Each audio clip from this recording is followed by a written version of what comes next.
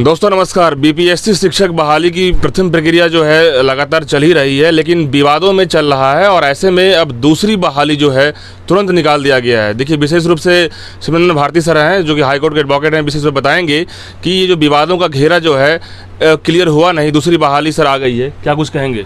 देखिए, ये जो बहाली की जो प्रक्रिया है, ये अच्छी बात है कि बहाली बीपीएससी के द्वारा की जा रही है। नेक्स्ट वैकेंसी भी देगी, ये स्वागत योग्य, इसमें कहीं कोई दोहराई नहीं है।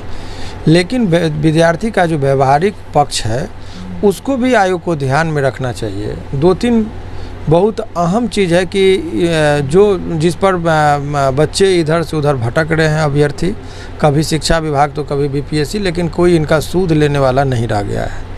अब सवाल ये है कि जो मूल रूप से है कि ये 17 तारीख को रजिस्ट्रेशन का डेट बताए थे कि अंतिम रखी गई थी। अब सवाल स्वाभाविक सा है कि बिहार में जग जाहिर है कि दिवाली के बाद और छठ के बीच में जो होता है वो प्रायः छुट्टी का चीज़ है, सभी का उत्सव का माहौल है। ऐसे परिस्थिति में जो फॉर्म भरने के लिए लोगों को जाति प्रमाण पत्र, आवासीय प्रमाण पत्र या कॉलेज के से सर्टिफिकेट इत्यादि निकालना होता है, आप इतने अल्प अवधि का जो समय दिए, छुट्टी में बहुत सारे छात्र वंचित रह गए जिनको डॉक्यूमेंट्स नहीं मिला, कोई जातीय नहीं दिए, कोई आवासीय नहीं दिए, और हर आदमी टेक्निकल तौर पर वो इतना एक्सपर्ट नहीं है कि ऑनलाइन एग्ज़ाम खुद से भरे।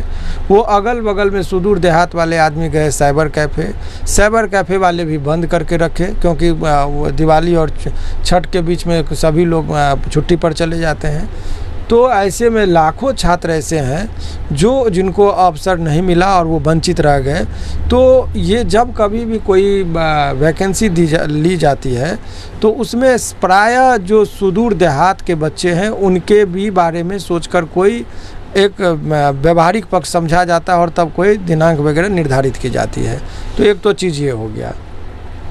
दूसरी और अहम बात, एक नई टेंडेंसी जो उत्पन्न हुई है कि बीपीएससी के सूचना जारी किया गया बीपीएससी के साइट पर कि जो छात्र को प्रथम परीक्षा जो ली गई थी उसमें यदि कोई आपत्ति है तो अपना शपथ पत्र के साथ वो अपनी शिकायत को दर्ज कर सकते हैं।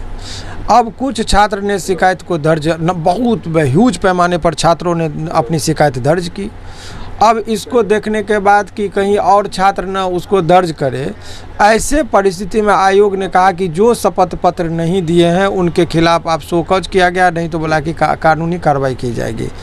ऐसे में और ये भी कहा गया कि उनको कहीं एग्ज़ाम से भी आगामी जो एग्ज़ाम होगा उससे कहीं वंचित न कर दिया जाए। ऐसी बातें फैलाई जा रही है। तो ये आप इसमें यदि छात्रों को समस्या हुआ, आपने इनवाइट किया, उस इनवाइट के आलोक में छात्रों ने अपनी शिकायतें दर्ज की और नीचे के कॉलम में जो सूचना है उसके कॉलम लास्ट में लिखा हुआ है कि यदि आपने जो प्रोसेस बताया गया उसके अकॉर्डिंग आपने शिकायत दर्ज नहीं किए तो आपके शिकायत पर विचार नहीं किया जाएगा। तो अधिक से अधिक उसका लीगल कंसिक्वेंस ये होता है कि उसके शिकायत पर विचार नहीं की जाती, लेकिन आप एक शो कॉज कर रहे हैं, उसको बच्चे को दहशत में ला रहे हैं। ये इसलिए कि माने ये एक टेंडेंसी है कि कोई भी आदमी यदि उनके खिलाफ़ कोई बात रखेगा, चाहे वो संस्थान के कोई टीचर हों या कोई छात्र हों, तो उनके खिलाफ़ कोई बोलेगा तो उसके खिलाफ़ जो है सो कानूनी कार्रवाई करने की धमकी देकर छात्रों को एक डरा रहे हैं, जो कदापि उचित नहीं है। छात्र हैं, ये इंडियन कॉन्स्टिट्यूशन के आर्टिकल 19 में भी लिखा है, right to speech and expression. और डिफेमेशन की जहाँ तक बात है तो डिफेमेशन तब होता है जब यदि उसका भी एक एक्सेप्शन है फेयर कमेंट की बात। ऐसी बात नहीं है कि ये प्रथम बार है, अभी आपका आयोग ही कह रहा है कितने छात्रों को आपने वंचित कर दिया कि सर्टिफिकेट नहीं था। कोई पहली बार नहीं है, अनेकों बार ऐसा भी हुआ है कि बीपीएससी में बहुत सारे क्वेश्चन लीक हुए जिसके बाद एग्ज़ाम को भी कैंसिल करना पड़ा है। तो छात्रों को नहीं आप तक खबर पहुँचाया, छात्रों ने ही सबूत पहुंचाया तो आपने एग्ज़ाम को भी कैंसिल कराया, क्वेश्चन पेपर लीक के मामले भी उजागर हुए। तो ऐसे लोगों को आप इनवाइट भी करते कि कोई शिकायत है तो आप कीजिए, और जो शिकायत करते हैं उसके साथ खिलाफ यदि आप शो कॉज करेंगे तो छात्र ऐसे परिस्थिति में कहाँ जाएंगे। तो ये सब व्यवहारिक पक्ष है, इसमें कहीं कोई दोहराई नहीं है कि बीपीएससी के द्वारा जो अभी एग्ज़ाम ली जा रही है, तबातोड़ एग्ज़ाम ली जा रही है, लोगों को भी बहुत सारे लोगों को नौकरी मिली भी है, लेकिन जल्दबाजी में कहीं कहीं एक भी होनहार छात्र यदि छूट जाता है, इतने व्यापक पैमाने पर जब एग्ज़ाम ली जाती है, तो मैनुअली यदि आप देखिएगा तो कुछ मानवीय भूल होने की संभावना से इनकार नहीं किया जा सकता है।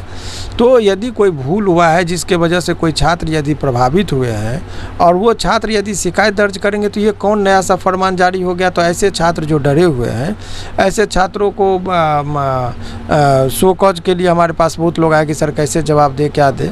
तो जवाब तो दे दे, लेकिन एक बेवजह का एक हरासिंग टेंडेंसी जो हो रही है वो मुझे नहीं लग रहा कि उचित है। सर, जो विवाद अभी तक जितने चल रहा है उसमें हाई कोर्ट इसमें कितना संज्ञान ले ली है? क्या कुछ अभी तक अपडेट आया है हाई कोर्ट की तरफ से? हाई कोर्ट में देखिए, अभी आपको जानकारी के लिए बता दें कि 22 तारीख तक कोर्ट बंद ही था।